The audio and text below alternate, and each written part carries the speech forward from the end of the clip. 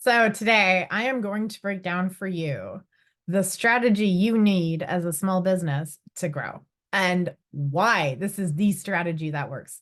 I'm going to take you a bit to marketing school today, and we're going to discuss some principle frameworks and matrix that marketers like me work with. This is how we understand marketing, and this is why we see it from such a different point of view as you do. And then by the time we're done here, I want you to be like, I totally get it. That's where you're going to be. And you're going to have a bit of clarity around why you need to approach your business from a certain standpoint to get results. So today I was in a meeting, a workshop with We Can, the project from Queen's University. And Judith Pinot was leading this workshop, and she was talking all about pricing. And anybody who's ever had an opportunity to learn from Judith knows she's just this incredible well of knowledge. And she was talking about the need for a go-to-market strategy. And it sparked something in my brain that I went, yes, this is the stuff we're not talking about enough. We really need to understand that we are not reinventing the wheel here. Business is a bunch of strategies and frameworks. And when we're able to leverage those kind of principles, we're able to approach things from a much more effective, efficient point of view. So today I'm going to talk to you about some of these and why there's specific strategies we need to use as small businesses to grow.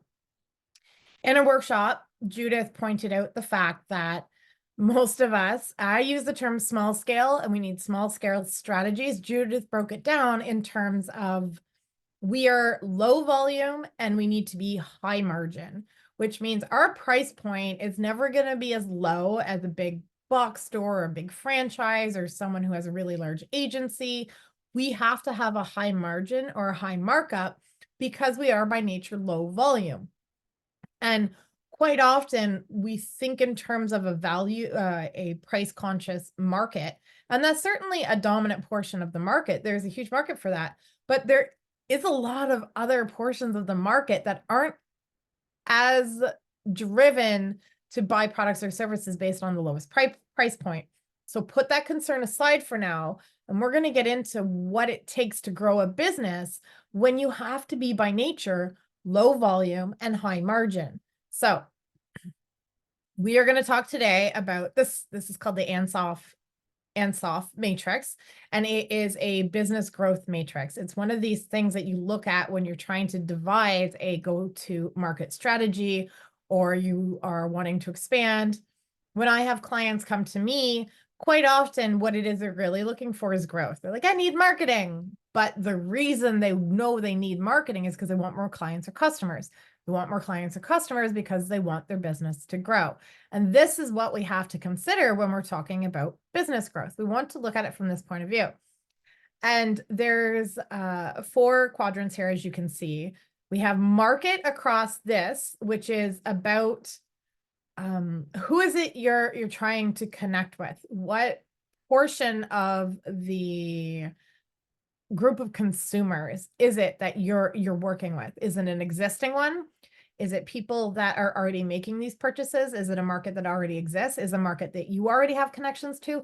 Or is it a new one? Are you introducing something to the market that people aren't already buying yet? Product or service, that's our other category here. And again, existing, is it one you've already developed, or is it something that's going to be new? And a piece a lot of people don't understand when we're talking marketing is that product development is actually a part of marketing. When you are trying to decide which product or service you're going to work on next, you actually want to look at it from an operational point of view, a business point of view, but also a marketing point of view. But I sat down a couple of years ago, like a crazy professor with my whiteboards, and I took over my dining room table. And I really analyzed and mapped out my clients and who was coming to me and what we were really working on. And what I identified is that for the most part, I'm getting people who already have existing products or services. So they've taken that first step and they've been selling it to friends or families, or they've had a bit of sales. They might have been going for 3, 4, 5 years, but they're finding like they want more, they want to grow. So they already have an existing product or service. And sometimes I do get somebody who we're actually looking, we need to develop a new market, which is really fun. It's a whole different strategy that we need.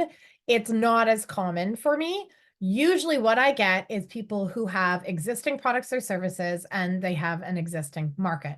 So if you are like a coffee shop and you open up downtown, there's already people who are purchasing coffee or purchasing quick grab and go snacks or purchasing baked goods. That market exists. Even if it's not your market yet, it's already there. So the strategy you end up needing to use is called market penetration.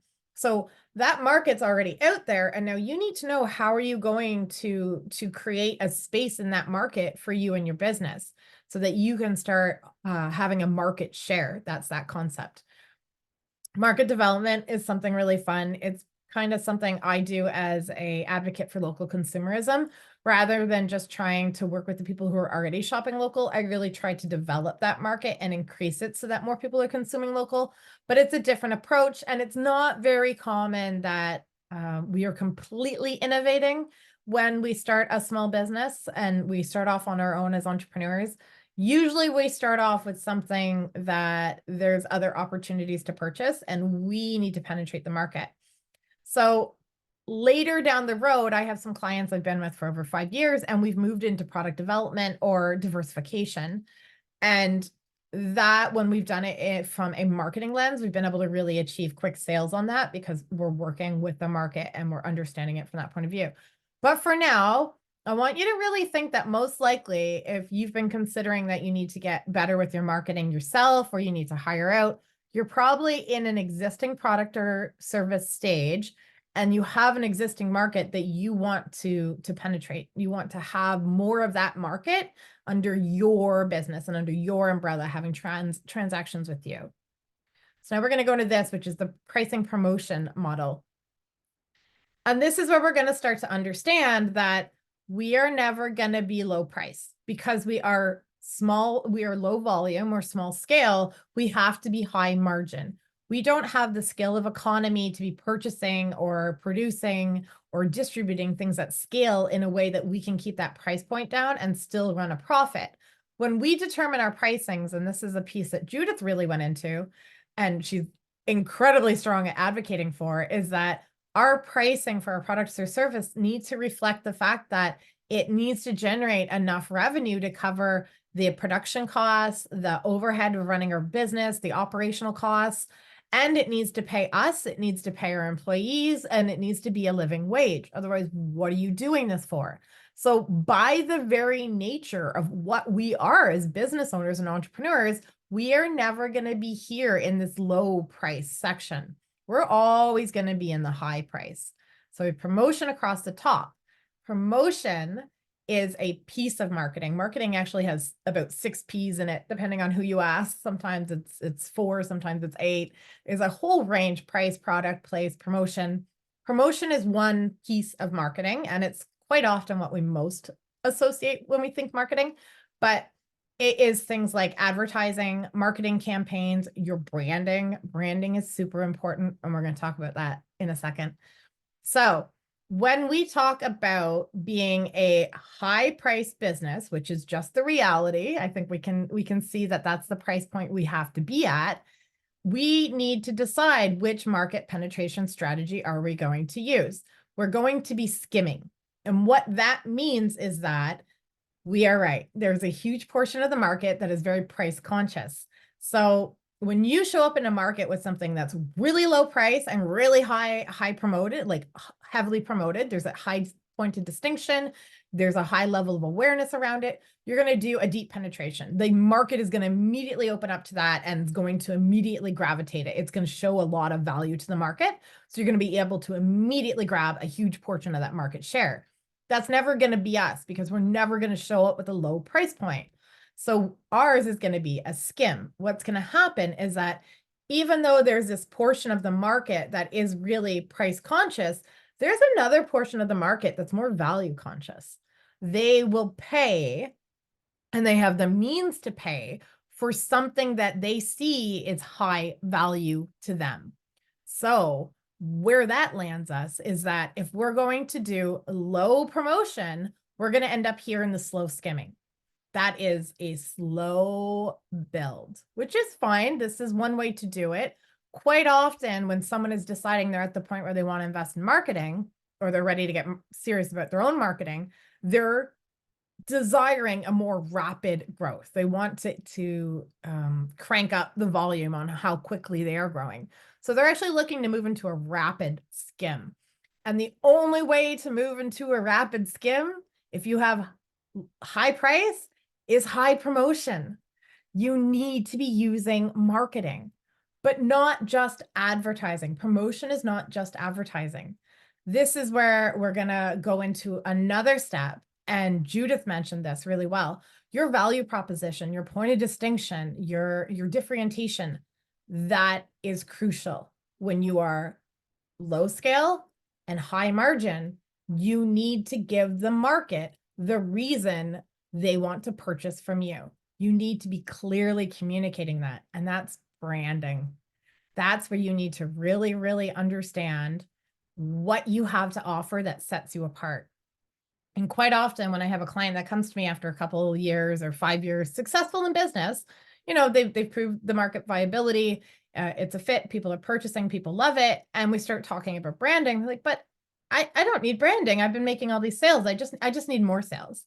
I said, you don't understand that you've been using branding.